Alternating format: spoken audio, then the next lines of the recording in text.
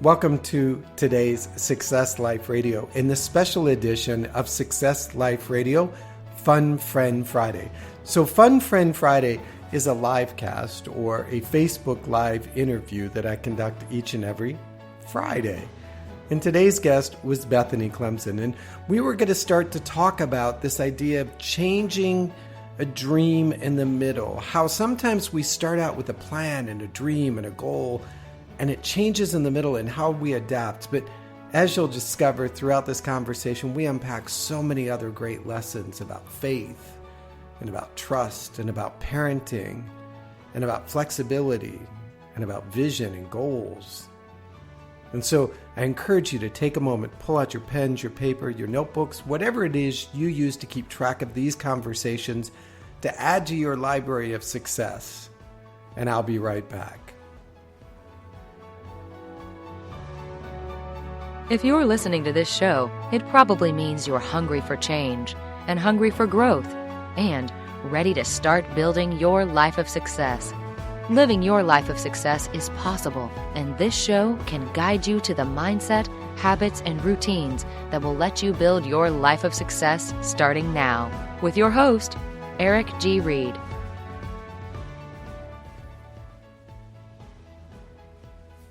Good morning, everybody, and welcome to today's Success Life Live in the Fun Friend Friday edition. You know I love saying that, the Fun Friend Friday. So I will bring you here in just a minute. Good morning, Andrea. A lot of times, people that I either get introduced to by other people, such as you all. I know you all. What is with the Southern thing today? But somebody will say, oh, you need to follow this person, you need to talk to this person, you'll really like listening in to or learning from this person. Some of them are people that I'm being coached or mentored or personally following. Some of them are simply by happenstance. And what's interesting is when we have like a little pre-call and get an idea. Good morning, Dave. Your friend Bethany is here. We have a pre-call. I get to really dive in and learn a little bit more about them and their story. And often in the middle of it, that's where the title comes from. And in this case, starting a dream over in the middle was something that I kept hearing over and over again in Bethany's story as she was telling me about the experiences that she's currently in the middle of. So good morning, Barbara, and good morning, Marie. And so I think it's really important because often we think we start off on a dream, we pack our little backpacks, we get our little sandwiches and our thermoses full, and off we go. And it's just going to be all hunky-dory and perfect, and it's going to work out the way we plan. And when we start to see detours, we either turn back, give up, or say, this isn't what was supposed to happen, and we sit down in the middle of it and cry. And Bethany is here to talk to us about that, starting a dream over in the middle. So good morning, Sylvia. Good to have you as well. I'm hitting the wrong button. So I'm going to go find Bethany. You guys do. Good morning, Nellie. Good to talk to you yesterday as well. I'm going to go grab Bethany, and she should be coming on in just a second. There we go. Take a moment, share this, like this, put this out there where other people can hear the story. Not for me, but for Bethany, as well as for the person that's going to receive this story. Good morning. Good morning, Cindy. Good morning, Bethany. Look at you, all glam. Good morning. Squad. You look fabulous for this morning, living out there in Wisconsin land at 8 a.m. I'll let you get settled in. But go ahead and share this out because somebody is in the middle of a dream and they feel like they're stuck. This is going to help them get unstuck. You all good? I think so. I'm having a little bit of internet connectivity issues this morning. My husband / IT guy is working on it. So either in the middle of it, so let's just go ahead and set it up. So if she freezes or if she has a delay, we'll just kind of keep talking until her husband climbs her back up on the, see, you guys live out there in the rural Wisconsin. So he's sitting up like on the old Green Acres day where you had to climb up on the pole and answer the phone. You're probably too young to remember that TV show. Anyhow, for those old people, we're all laughing. For you young people, you're giving us that look like, what are they talking about? So go ahead and introduce yourself to everybody. Tell them what they need to know about who you are besides being an amazing person. Oh boy. Um, wow. Well, I think if I had to sum up my my mission or my purpose, it would be to let people know that they matter, that they value, that everyone matters. There's a mentor of mine that says, "What matters? Everything. Who matters? Everyone." And I spent a lot of years feeling like I didn't matter, and that caused me to play really, really small, and to think really small, and to dream really small if I dreamt at all. And I don't want that for anybody else. I got a life coach and I grew, and I like pushed through all the stuff in my head that was holding me back. And I don't have it all figured out by any means, but boy, our lives have changed. My life changed, my family's life changed. And, through this internal work, right, your external life changes. And one thing that we've done is a little over a year ago, we sold what was once our dream house, a house that we had planned for, oh my goodness, almost a decade. We had so many drawings of it, and literally my husband drew it out on graph paper, and that's how we built it. And it was amazing. And it was like what we thought was everything that we wanted. And then we got it, and we're like, what if this isn't what it is? So there was that dream, and there we were starting in the middle, because that thing that we thought was the dream wasn't really the dream, or the dream changed because our awareness changed, right? So about a year ago, we sold the house, and we really sold most of our belongings. Like, I have a bedroom set and two small little side tables, and that's all I have left of the furniture. And and we bought a motorhome, and we had never camped before. We weren't like the weekend warrior kind of camper people. But we bought a Class A motorhome, and we lived in that for about a year. So we traveled the U.S. with our kids. We pulled our kids out of their public school, where they had tons of friends and were really involved, and were definitely seated there because that's all they ever knew. And we traveled, and we lived in 300 square feet. So at the time, our kids were 12 and 14. They're now 13 and 15. But 300 square feet, traveled mainly the west side of the U.S., and with the intention of being more connected to each other, being more connected to God. And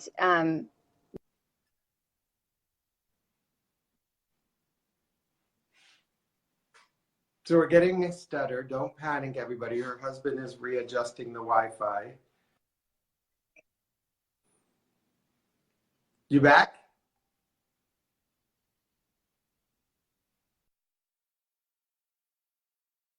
Comes back through or back on. One of the things I want to recap that she said, she'll be back, don't worry, folks, is that she had a dream, they built the dream, and then they evaluated whether the dream really fit, if it was really who they were supposed to be, or if it was really somebody else's idea and vision, and they were willing to adapt and adjust. I love how she said that the internal began to change the external. So often we think it's going to work the other way around, that we're going to change the external and then make the internal somehow change. Like, if I change my job, change my house, you're fine.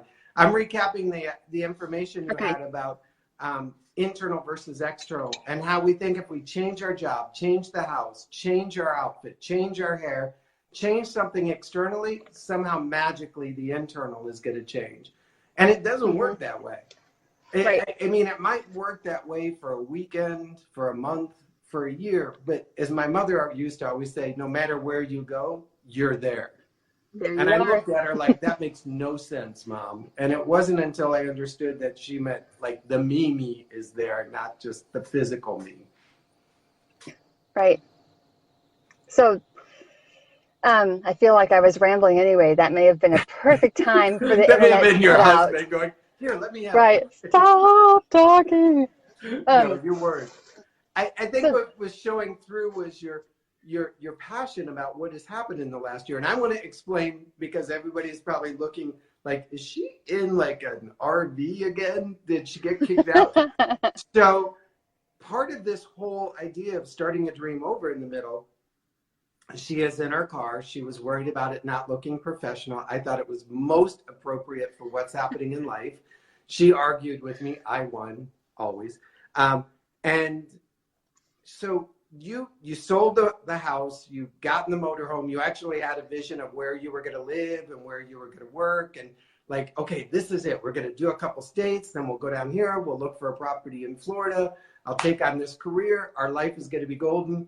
You had a dinner date, and all of a sudden it was like, need to think this.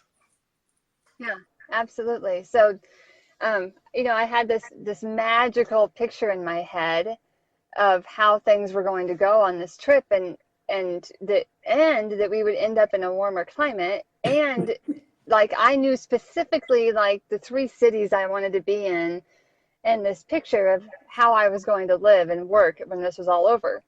And we're in Wisconsin. This is not a warmer climate. Like, we started off in Iowa, and we're in Wisconsin. So instead of going south, you went north. I think you need to work on geography. Right. Yeah. So it's funny how things change. I had dinner with some friends when we were in Florida, and they're amazing people. But after dinner, I just kind of reevaluated. Well, I don't even know how to explain it, except the more I grow and the more I become aware and the more I learn about who I am, the more I know to trust my gut.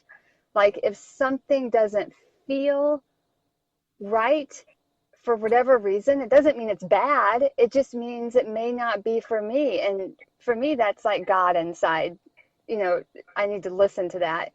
And so it just didn't feel right. And we looked for housing and we couldn't find anything that we loved. And the kids were like, meh about it. And so we didn't really talk about it at the time. But then as we were traveling and we spent the 4th of July in Wisconsin, every one of us fell in love up here. And then we were all like freaked out by it. Like, wait, this wasn't the picture in our head. So I want to kind of catch up for a minute, because there's a big point. I always say gut is God's voice under tension. It's kind of like you're going one direction and God's voice is going another, and there's that tension.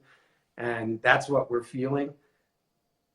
She didn't say, but we had this plan and it was all written out, and according to my business plan, and according to my dream book, and according to my vision board, blah, blah, blah. We got to stay the course, even though it feels wrong, even though it looks wrong, even though everything inside of me is saying it's wrong. I've got to stay the course, or everybody's going to say I'm a failure. She said, wait a minute, this isn't right. And I'm not going to go with what doesn't feel right. Intellectually, I can talk myself into it or out of it, but internally, in that still, quiet voice, it's saying no. And you were brave enough, courageous enough to voice that. So you got a bus full of people. I call it the bus. You've got teenagers that have been riding around the country in 300 square feet. And not even, the hard part is their brother and sister. And so we know what kind of dynamics that sets up. Your husband is a mechanical engineer who does things on graph paper, like ordering takeout. And you sold life. I mean, down to the fact that the pictures on the wall that you had grown accustomed to were sold at a garage sale thing. How did you have the courage to say, we might be making a mistake? Stop. I think it took some time. It wasn't like I heard the voice and then I like shushed it for a while because I was scared. And I was scared of what people thought. And then I remember my previous career I spent in senior living, and I'm a nurse by trade. And so I have been on the bedside of people for years as they face the end of their life. I've held their hand as they've taken their last breath. I've had conversations with them as they received hard diagnoses. And what made me be courageous in this moment was knowing those conversations, because nobody ever talked about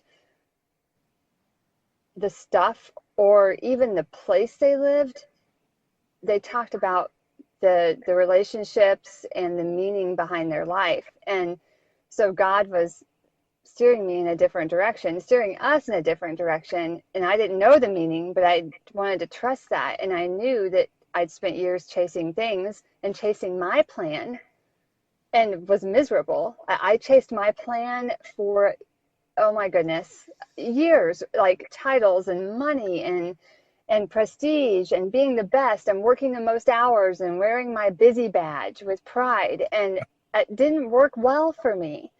And so I think the courage came from like hitting my head against the wall so many times. I heard someone say once, like, God either, nudges you with a feather or he hits you with a 2x4. Well, I'm a 2x4 kind of girl. Like, I don't learn quickly. So I had a lot of 2x4 moments. And so now the feather maybe works a little better for me. So I want to go there because you're sort of back in another 2x4 moment, jokingly. So you're sitting there on the bus. You guys are like, driving around in circles emotionally, spiritually. And you raise your hand to go, honey, we need to talk. How, first, I would have been like, okay, I'm going to get tossed off the bus in the middle of nowhere and be left alone. How were you received when you said, I think we might need to rethink this? He said, me too. So isn't that interesting that often the vibration that we're feeling when we share a dream with a family or with a spouse or a business partner, because we join that dream in the same vibration, as Paul would say, when that vibration shifts, they feel it too. And somebody has got to have the courage to say, can we talk? Because it's so interesting. I see that in our life here, that often I'll be like, we're going, and then I'll feel the shift. And I'm like, and the longer I wait to have the conversation, the more tension builds up around everything else. Because we started this journey, you and your husband and your family started this journey with a common dream, a common vision. Everybody was on board when they packed up the house and jumped on the bus. Mm-hmm. And then when it shifted, everybody felt the shift, but nobody was willing to say something. Right. It took a while. Well, I didn't want to give up on the picture in my head for God's picture. Like, I don't want to I had this picture. I had this plan. I had sent people videos telling them I wanted to work with them. I had written blog posts about it. I had announced it to everyone that would listen. This is what we're doing, and here's where we're going to live, and I'm so excited, and here's our new life, and it's magical and full of unicorns and rainbows. And it's never magical. Like your highlight reel may look great from the outside looking in, but not everything is magical. Life is not, and I don't want to be like Debbie Downer, oh, life is so hard. But I mean, it is what you make it. And life is full of challenges. I remember hearing John Maxwell speak once, and he was talking about how after he was done on stage, a man approached him and said, I just don't get it. How is your life so perfect? You never talk about the rough spots or the problems, or you just always seem to be happy and things are great. And, John responded to him, my life is full of problems and obstacles just like everyone's is. I just choose not to give that power. I choose not to focus on that. And so seeing an obstacle as an opportunity, I heard someone say once, the obstacle is the way. And I think there's so much truth to that. And so seeing the obstacle as the opportunity, okay, God, this isn't the direction you want us to go. I'm going to be brave and say something to my husband and then magically find out he's okay with that. And the kids were okay with it too, which was even crazier. So here we go. It's okay, so we're not going to be living on the beach in Florida. Let's just head to Wisconsin for a weekend and watch fireworks. And as you arrive in Wisconsin, everybody's like, this is where we need to be. How did you adapt to the big shift? Like, okay, we're supposed to be in Florida. Now we're in Wisconsin. The bus has got to get back to Texas. If we come to Wisconsin, what do we, like, there was a whole rebuilding of the plan. And unfortunately, your husband didn't really have a kitchen table to sit down and graph paper it out. Right. That's funny. So we didn't know the plan, and we still don't know the plan, to be honest with you. So we found property up here that we thought was it. Like, it's the screensaver on my computer.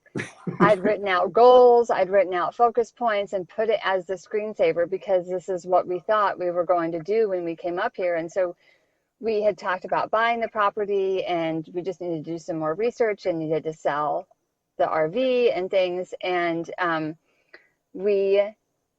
so everybody's on board. We sat down and had a family meeting. Everyone's on board, and we make a plan to get up here. And then we get up here, and we've been here. This is our third week. Well, 3.5 weeks. And everything has fallen through.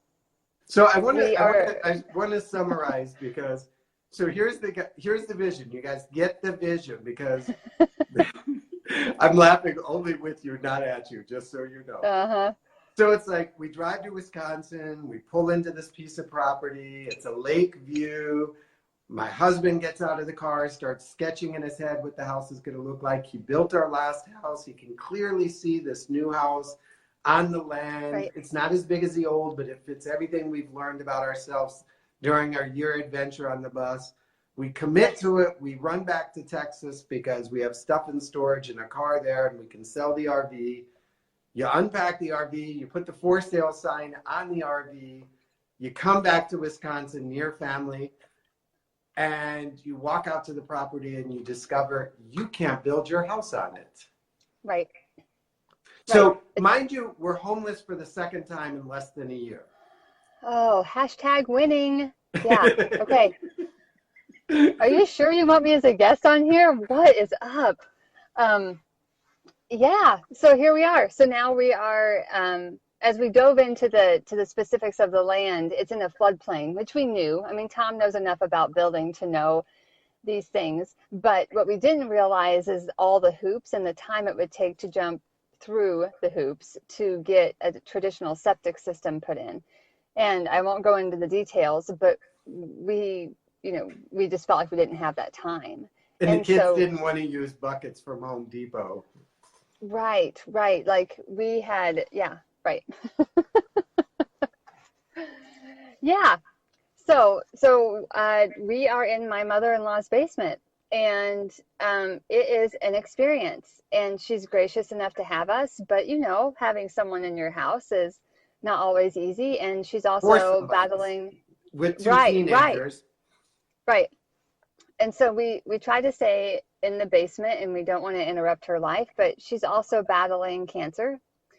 And so that, that's hard too. And then we're bringing all the germs into the house, and we're here in this little tiny space. And now we don't see the way, we don't know the way, we don't understand the way. And I spent some time mad. Like, if I'm being real about it, I was mad. I had some pretty stern conversations with God. Like, I don't understand why we would come here, and I'm trying to follow you. And I gave up on this dream of this next step with, working with some amazing people, and the picture in my head, and I'm here now. Now what? Great. I'm sitting in my Jeep, like, in order to have a private conversation. Oh, okay. So I don't know. I don't know what's next. And I'm not mad anymore. I've accepted it. It's like the stages of grieving, almost. Like when your dream dies in the middle, or it changes, and you don't expect it. Yeah, there's some grieving that happens. So how do you, and I know you're still in process, and that's what I think is really important. You guys listen in, is there is going to be a moment when your dream shifts, when it takes on a different perspective, when, as I say, the vehicle that you're riding in to get to where you want to go changes.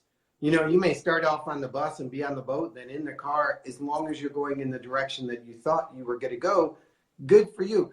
Your original goal was to connect as a family, connect in faith, and then learn to prioritize things. that come into your life, both opportunities and physical resources. Is that still your driving force? Yeah, absolutely. But I feel like we've done that. Like, it's interesting. When I took the kids to orientation before they started school here, especially for my daughter Gwen, so she's a freshman, the teachers over and over, the theme anyway that I heard was, they're teenagers, they don't talk to you much. Sometimes you may just get a grunt out of them when you ask a question. And, we just want to be mindful of like where they're at with their mental health. We're here to support them with their studies and so on and so forth, which is great. There's nothing wrong with that, except my kids talk to me all the time about hard stuff.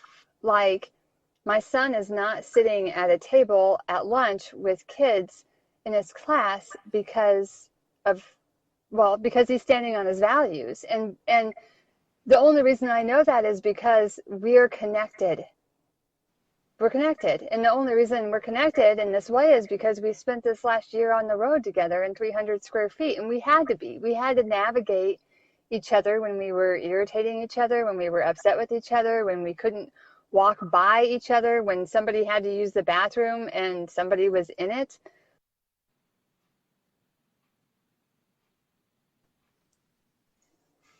I think it was interesting because we talked about that and you thought it was just sort of part of your life. Like, yeah. And I'm like, you don't understand the lessons of everybody communicates, few people connect, and all of that you have been learning to go through on that tree. I mean, you're sitting in your bed. Mom is like 4 feet away from you on her chair, and Dad is in the bathroom. I mean, that is not the typical teenager's life. Like right. Most of them are somewhere in a dark corner with a headset and an iPad. Your kids right. have to learn not only to communicate, but how not to communicate sometimes. Like, this isn't a right. point that I have to fight about, or this isn't like, I always get told, pick your battles. I imagine in 300 square feet, pick your battles was probably tattooed on everybody's day book. Absolutely. And also knowing that there was time in that drive that I can find the right moment to talk about it. Life doesn't have to operate on urgency. Mm-hmm. And so now that you've moved into your parents' basement, mother-in-law's basement, that makes the story mm-hmm. even richer. Mother-in-law's basement, 300, is it more than 300 square feet? It is, yeah. And so it's 450, you guys. Right. It's luxury living. Plus they have an outdoor that doesn't move. And you're sitting there, and I imagine there are moments that you're like, okay, I'm done. I'm done with this faith walk. I'm done with this journey of trust. I'm done. Life works better when I get my pen and paper out and I do it my way. So God, we'll catch up with each other around maybe Christmas, or I'll see you at Easter, but I need to get this boat back in the water and get it on track. How do you hold back that personality or balance that and provide, as a mom, that sense of everything's going to be okay? Because that's got to be a huge responsibility to keep that temperature in the water of, we're okay, family. Yeah. Well, and the kids feel it. I mean, they feel the just unsettled, and they see the disappointment, and we talk about it. We talk about it openly, how we're feeling and the frustrations and the questions that we have, and that we don't always see the plan. So this is a really big test of faith. Like, how big are we going to believe here? I feel like God is so it's interesting because you can assign meaning to any of this, but my husband's like, do you think this means we're not supposed to be here? And I'm like, no, there were too many signs and too many feelings that we should be here for us to turn and run. I think this is God saying, so you think you've grown your faith? Yeah, we're going to test that. Bring it. And you and I have the same relationship with God. He's like that annoying big brother It just likes to pick at us.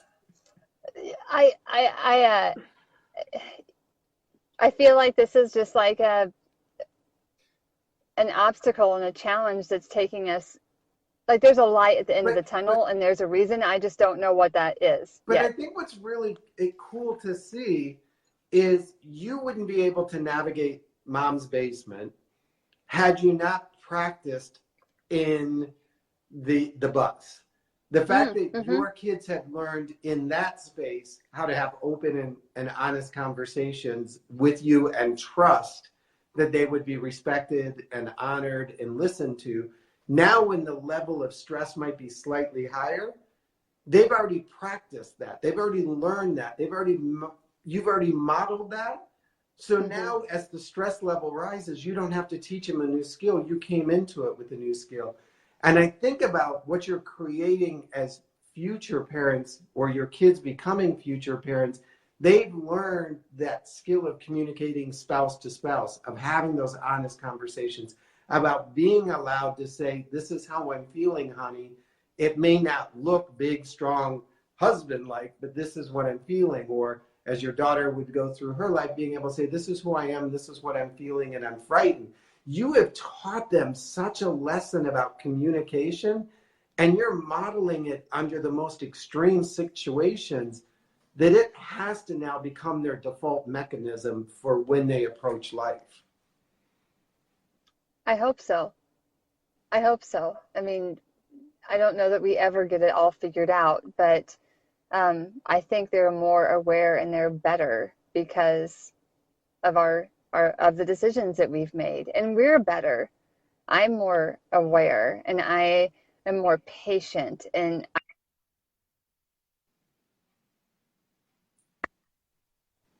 so when you say you're more aware or more patient, and she does the deep breath, like, yeah, I did say that, didn't I? Now I'm being held accountable to being aware more. That's right. That's right. Do you feel like you're starting over in the middle, or do you feel like you're just changing vehicles?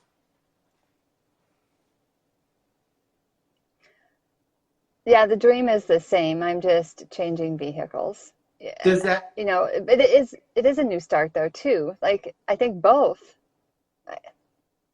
because originally the dream was to learn to communicate, connect, and set a priority for ourselves as a family and our faith.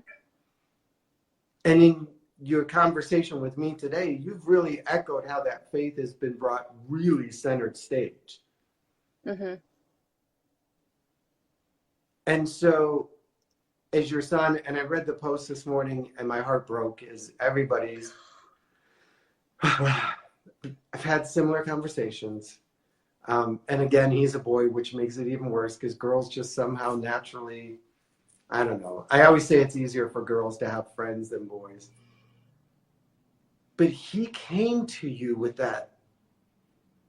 When I look at the rate of teen suicide and teens harming themselves because they don't have that communication, they don't have that faith, they don't have that family unity, what you spent, that time you're spending in the basement, gave him permission to have that conversation with you. In essence, possibly saved his life. Yeah, I guess I didn't think about it that way. I'm honored that he feels safe enough to talk to me about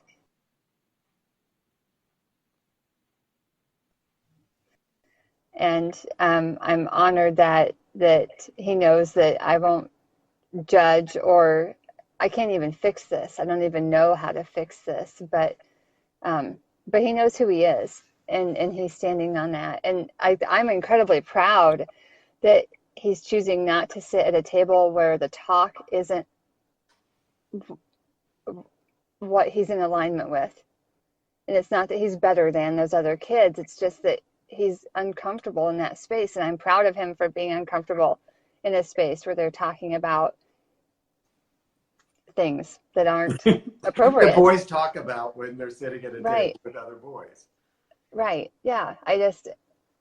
There's a huge part of me that's proud, and then there's another part of me that is incredibly sad for him. He's had an amazing friend group his whole life. Like, he was the leader of his friend group. Teachers would pull him aside and say, stop goofing off, because when you do it, everybody else does it. And so going from that to just feeling like you're not accepted at all and you're made fun of, and he doesn't even know why. People are just mean. Well, remind him he's in Wisconsin, and I'm from Minnesota. People in Wisconsin and Minnesota take a while to warm up to other people, but once they do, you're all in. It's kind of like winter. It takes a little longer in Wisconsin and Minnesota to go away. People in Wisconsin and Minnesota, they're friendly, but it takes them a while they don't have emotions, is what we always say in Minnesota. We put them on ice. What I think is so remarkable when I read your son's story this morning, and then I've talked to you, is had you not followed that gut back in Florida, would that a conversation occur today? Yeah, I don't know.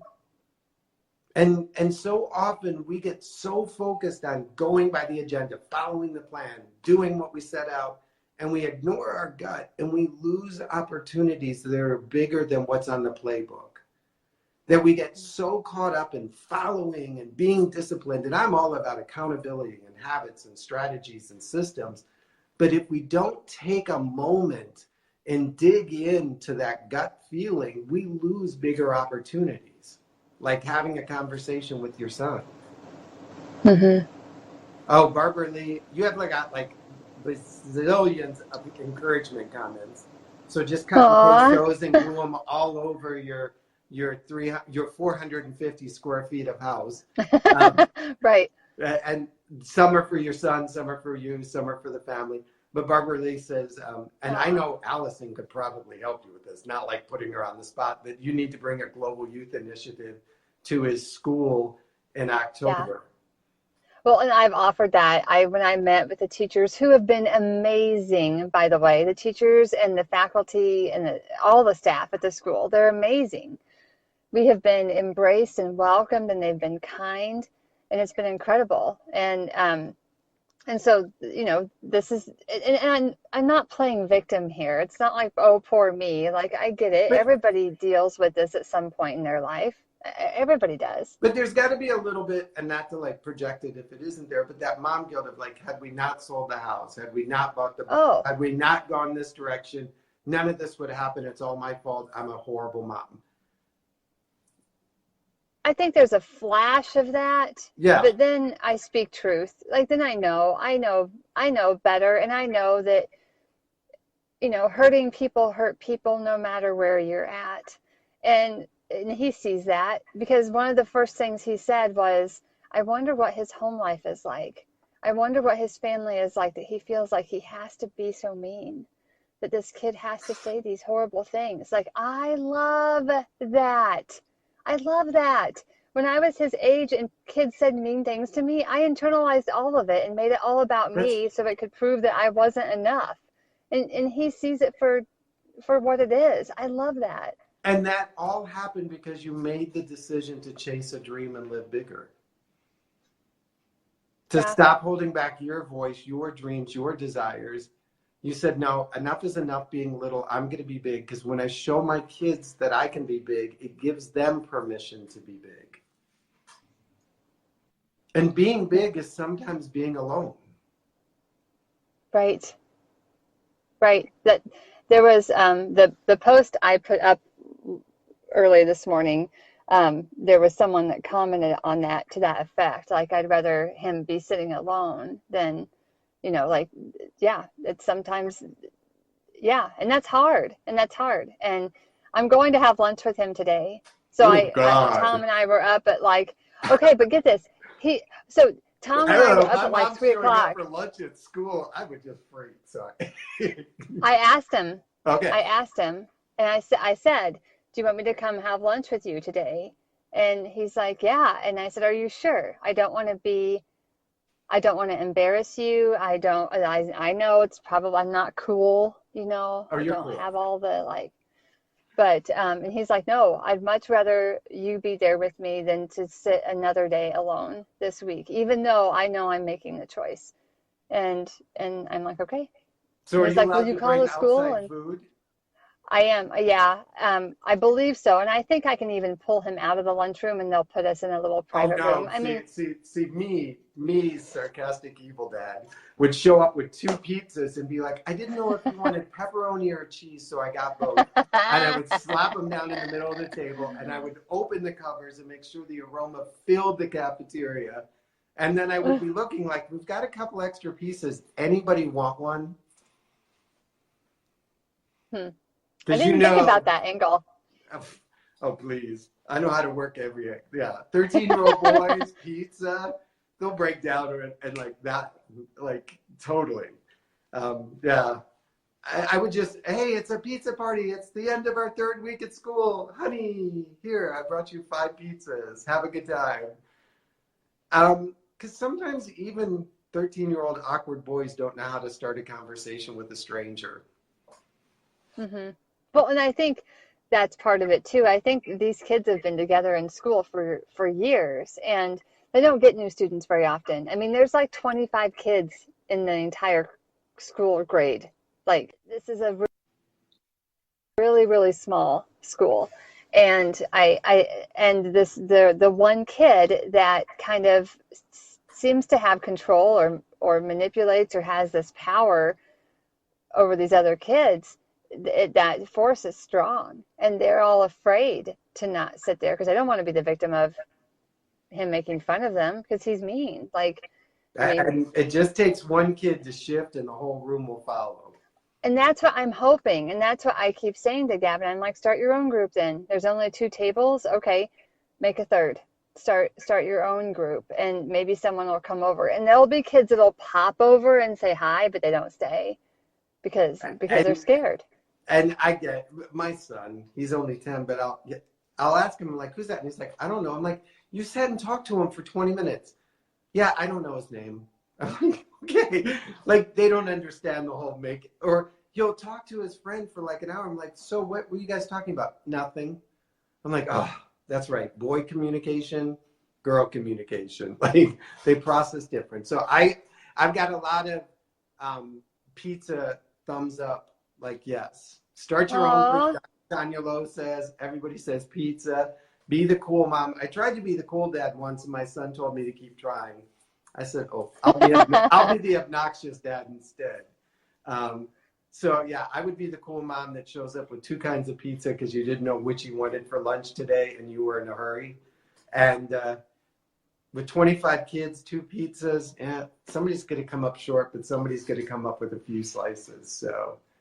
So now that you're like, okay, we've gotten through the trauma of the disappointment of the land.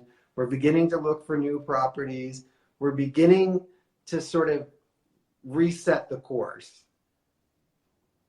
How do you keep, and this was an experience we had when we came back from Uruguay, how do you keep from expanding back into the old life?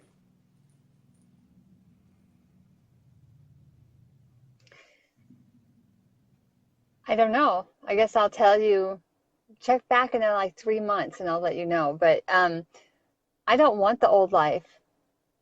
And I feel like I'm not even that person that was living that old life anymore. And I don't, it's almost like when you grow in your awareness, it's hard to go backwards and like just magically like fall because your habits have changed. You can't fall back into the old habits necessarily, at least without you choose intention. to go back, but you can't fall back.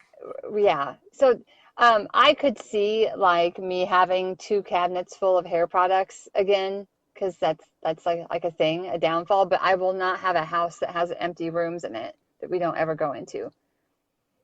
I won't do that. And what we want is small enough that we have to be connected, that we aren't all off in our corners and not even interacting with each other. We're finding a house of a small size for that reason, because we realized we don't need all that, and for us that does nothing but foster disconnection. And I have 5 years left with the kids at home. 5 years. That's it. 5 Christmases. Right. I want to be connected. I don't want to be distracted. I don't want to be stuck on social media. I don't want to be not intentional about my time with them. I'm honored that they even want me in their life. I remember when I was their age, I was so disconnected from my parents. I mean, we spend hours at night doing homework with them or just being supportive of homework. And I don't think we're helicopter parents, but like if they have questions, they ask us and we figure it out together. Everything's figure outable, you know, we figure it out. And they know that we're there to help write note cards or to quiz them on things, and they want that. And I feel so blessed that they're okay with that, and I don't want to lose it. Our journey in Uruguay, one of the things that I think our kids saw and that we each saw was that because it was so foreign to all of us, everybody was always in figure it out mode. Like, you know, as the parent, sometimes I can be in charge and know everything and go everywhere, but I'm in a country where I don't speak the language, I don't know the culture, I don't know anything about it. And so I'm figuring it out in the presence of my kids, and them seeing that I don't have it all figured out really allowed them to start making more mistakes because they didn't feel that huge perfection gap between us. And still now, my son will ask me, I'm like, honey, I don't know. This is the first time I'm doing this too. Like, I don't know the answer, but let's just go and figure it out. Mm-hmm. So I love that you're intentional about staying connected and about staying engaged. You know, when you said, I've got 5 years, I get it. Maybe they'll stick around for the 6th or the 7th, but I tell my son that the same thing. It's like, honey, when you're 18, you're going to be able to go and have your own life. And you're going to have like maybe 60 years of doing it your way. So for the next 5 Christmases, you're doing it my way. And he'll like kick and scream and fight with me. But I'm sorry, I'm not giving up those days, those weeks, those moments, just because somebody tells me that my kid's got to be in soccer and the piano and in karate. So I love what you're doing. I honor what you're doing. I so respect that you're willing to do the uncomfortable, the uncommon, the thing where people look and go, you know the size of house they have? You realize they've only got one car? They have to go, like all of those things that we as Westerners staticize. I mean, your son sat down at a table with you and said, Mom, I'm breaking. Help me. And I know why I'm breaking, and I'm okay with it, but I just want you to know it's hard. You get Golden Parent of the Year award.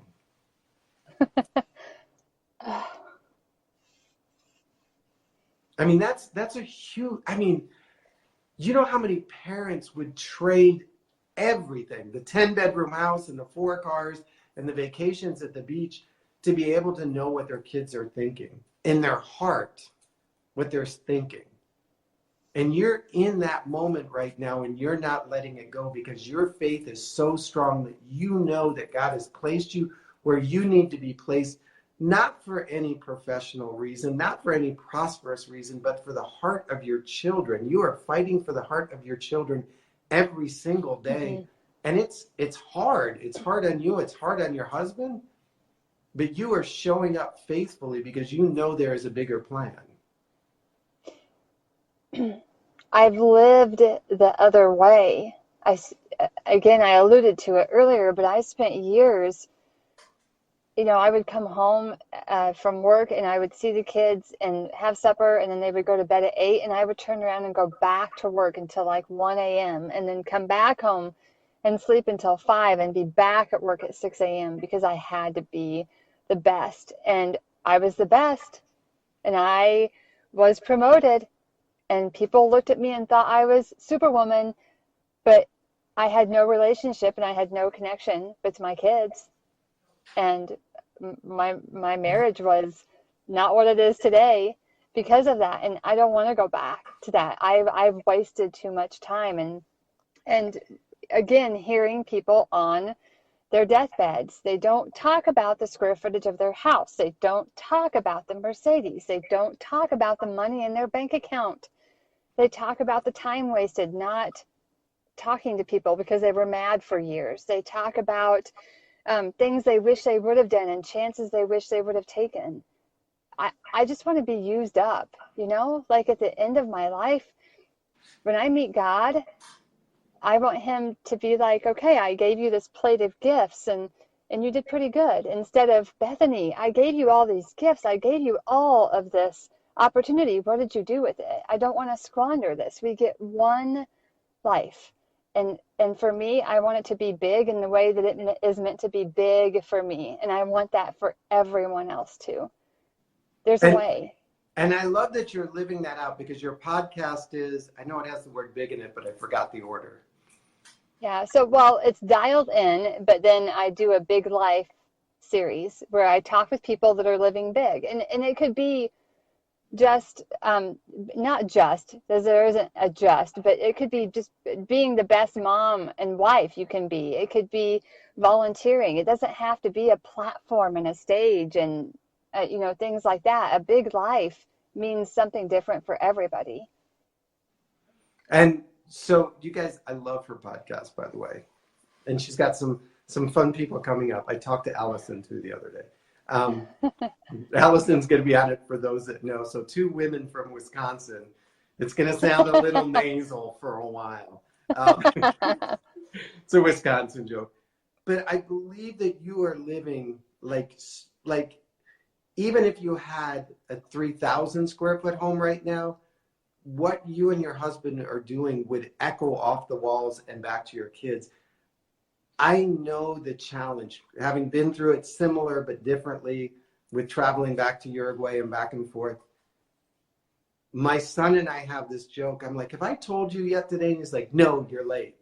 And I'll have to say, I love you. Or he'll say, yes, but don't do it twice. Like, I make sure that he knows every single day that I made the intentional action of telling him I love him and what I love about him.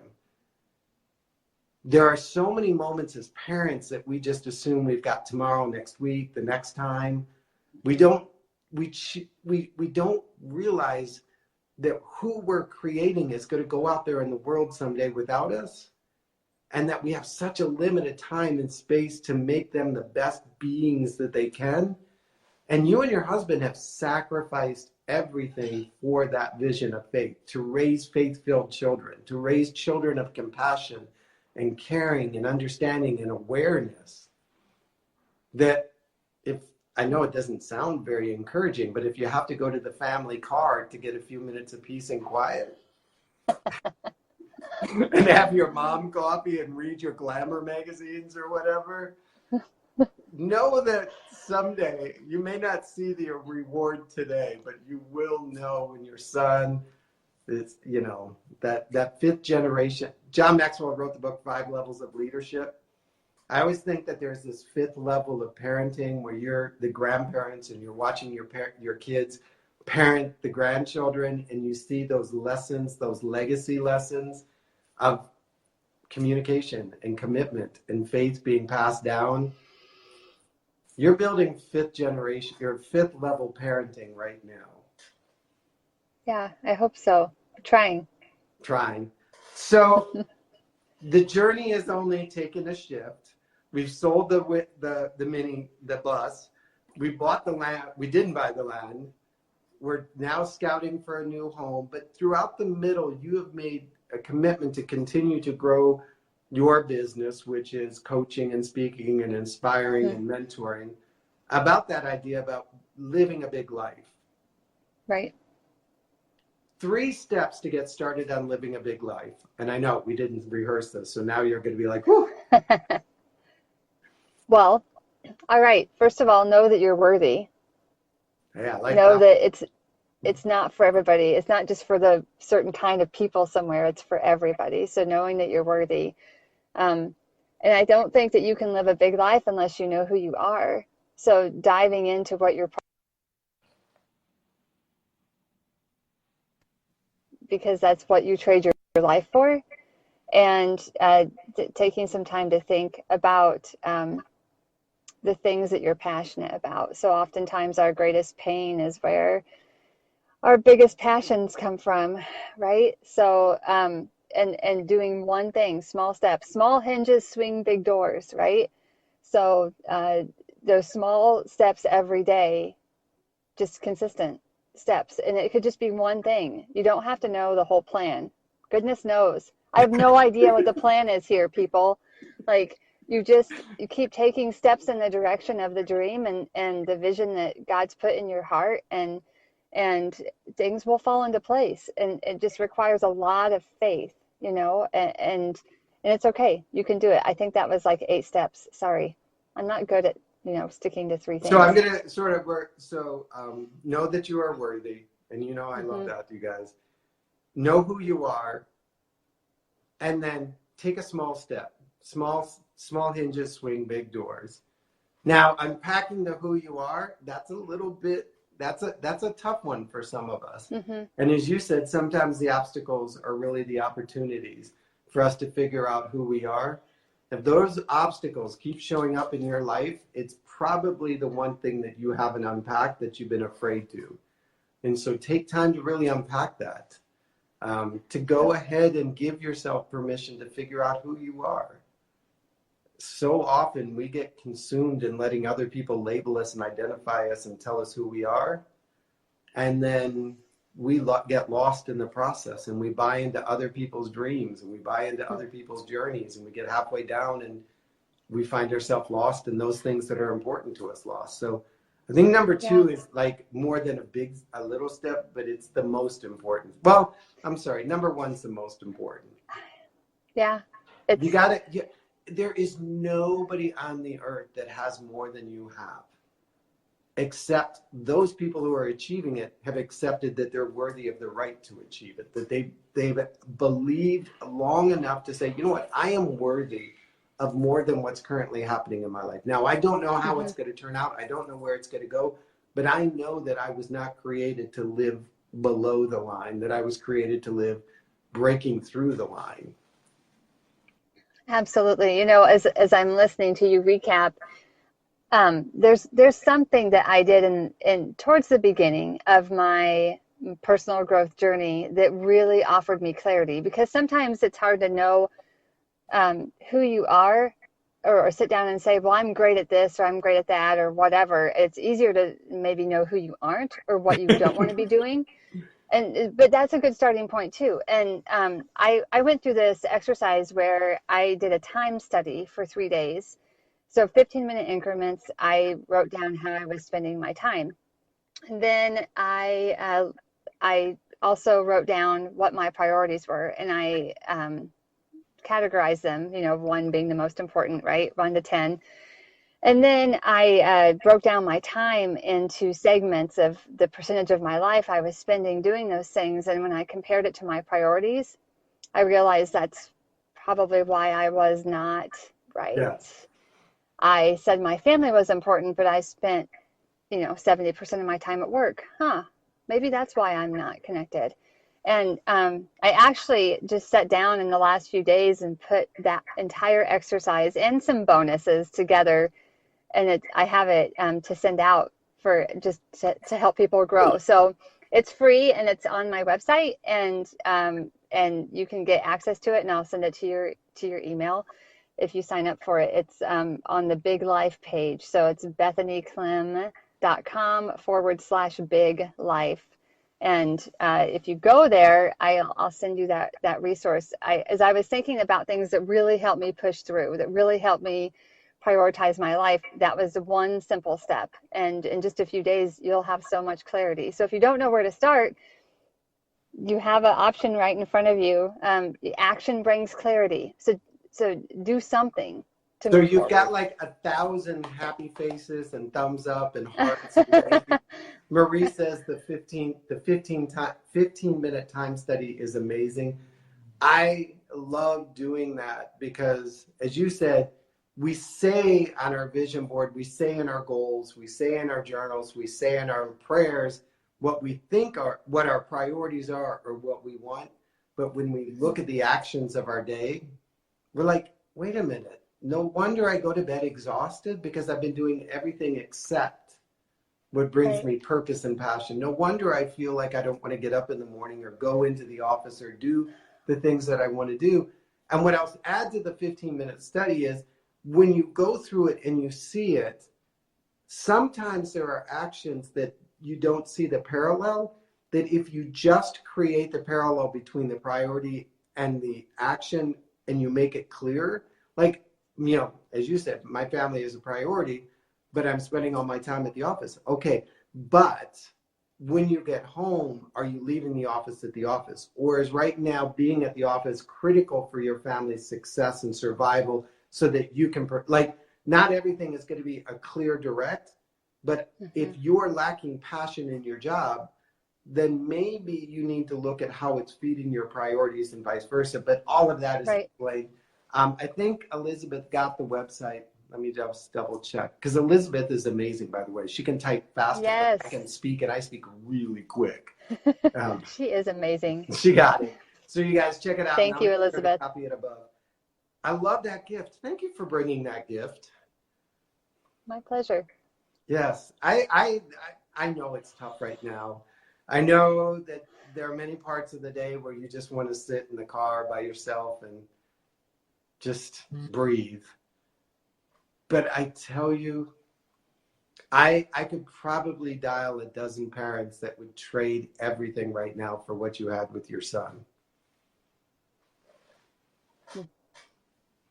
So slow down, see what's happening see what's really happening. I know you feel like you've got to rush into a house and reestablish and put down the stakes and all of that. But as we talked about a couple months ago when you were still on the bus, there's a lot of things happening that are just happening that I think sometimes we often take for granted because they're part of our everyday life, that other people would be amazed to see happen. I mean, you're sitting in the middle of traffic with teenagers and a husband, and you're trying to communicate without losing the temper. That's a skill many families need, and you mastered it. Having a teenage daughter in a one-bathroom, 300 square foot, a teenage daughter.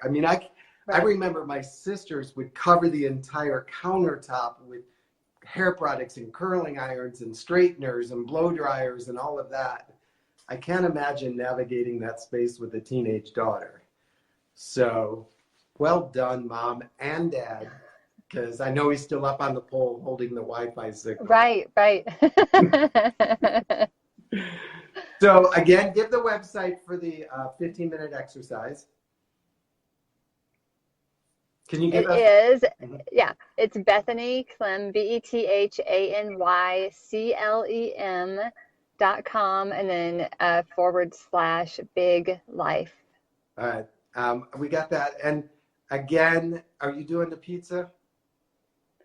I might do the pizza. I'm processing that. I'm a little nervous about, my husband is even more nervous about embarrassing Gavin, but I like the pizza idea the more I think about it. So I may do it alone. I don't know if Tom will go with me, but I know Gavin would probably like it if Tom went too. So we'll see. We'll see what happens. Well, and again, you guys, take a moment and just really connect with Bethany on this journey. I know she's going to get back into her blogging and her podcasting and exploring the journey as they go. I can't wait to see where you guys end up next. I have this feeling you're just going to buy a hot air balloon and just float above the crowds and just drop in places and go exploring like the movie Big. But I got to tell you, from my heart, I so admire what you're doing. I mean, the conversations you're having with your kids are creating generational impacts, like legacy moments that will echo throughout time. And you're willing to pay that pain price right now to hold on to those moments for as long as you can. So well done. Well done. I know it's not easy. I know it's exhausting. I know it's filled with fear. As an outsider, I want you to know, and I'm sure there's a couple other people that will agree with me, that you are doing an amazing job of doing what's most important, and that's connecting with your kids. Wow. Thank you. Thank you. Yeah, I'd love to connect with whoever is out there that has anything else to add, or if I can help you in any way. If you need to know how to start conversations with kids, or how to break through the barriers, if there's anything I can do, I would be happy. I'm not an expert here. I'm just learning this as I go, just like everybody is. It's just a journey. So, wow. Thank you, Eric. Thank you for having me today. No worries. And it's funny, somebody just said you don't have to be an expert, you just have to be authentic. And I think that's exactly who you are, honest and authentic and faith-filled. And anybody can learn from you. So I appreciate you coming and being my guest, even if it means you had to do it from the studio, or I'm sorry, the remote studio. Right, the remote studio. Thank you so much for jumping in. I can't wait to hear how the rest of the day goes. Please at least let me know, or let all of us know through your Facebook page. You guys, again, this is why I love Fun Friend Friday. We don't know what's going to happen. We don't know what we're going to learn and share together. But we always have such amazing guests that show up, that are authentic and caring and wanting to give the best. So take a moment, and like we learned last week with Phil, don't just share it out, but tell people why you feel there's value in seeing it, watching it, learning from it. Because there's probably a parent struggling very similar to what is going on in Bethany's home. There's probably a family trying to figure out how to make that connection, or those big moments, into their family and into their lives. And this is a path towards it. Or somebody that just wants to figure out how to get their priorities straight, and having that 15-minute exercise could be what finally gets them on the track to creating a life that they fall in love with again. So don't be selfish. Take a moment and share it out. And again, thank you so much for being my guest today. I told you it was going to be an amazing lesson. Again, that was our Fun Friend Friday edition with Bethany Clemenson. Every Friday, I get the privilege of bringing a guest, somebody that's either mentoring me or coaching me, or that I'm following through Facebook or podcast, or have recently read their book, or maybe was just introduced to me by somebody who follows the show, whether the live show or here in the podcast show. And so if you have somebody that has an amazing inspirational story, feel free to connect us. Or if that story happens to be your own, please connect to me at eric@ericgreed.com. I would love to hear it, and then share it with our audience on Fun Friend Friday. This lesson really touched me. That idea of digging in deep and remembering the bigger goal of connecting to her family and connecting to her faith, and how all of the little things that were going wrong in the middle of finding the land and then not being able to build the house and trying to locate the next thing and all of that, when we went back to the very purpose, the very reason the journey began, she understood that everything in between didn't matter as long as she held on to that. And so I encourage you to do the same as you seek out your dreams, as you seek out your passion, as you follow your goals. Don't be afraid to get flexible in the middle, as long as you keep your eye on the bigger target. Well, until we get together next time on another Success Life Radio, go out and live your life with success. You are worthy of it, my friends. So worthy of it. Thank you for being a part of Success Life Live. If you enjoyed today's show, remember to subscribe and follow to stay up to date on new releases. And to find out about upcoming teaching and events, head over to ericgreed.com. Till next time, go out and live your life of success.